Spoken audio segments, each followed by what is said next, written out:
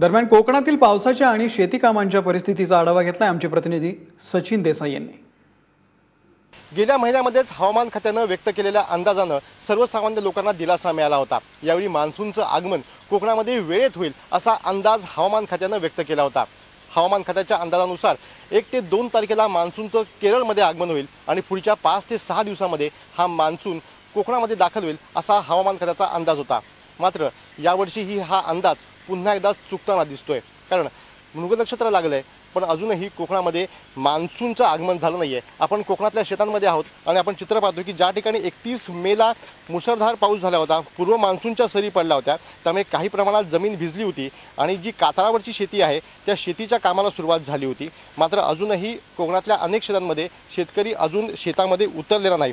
आपण पानवल गावामध्ये आहोत आणि इथल्या शेतकऱ्यांकडून जाणून घेऊया की नेमकी पावसाची स्थिती काय आहे, त्यांची कामं कुठपर्यंत आली आहेत, कितपत पाऊस पडलाय, अजून पावसाची प्रतीक्षा आहे का, काय नेमकं झालंय?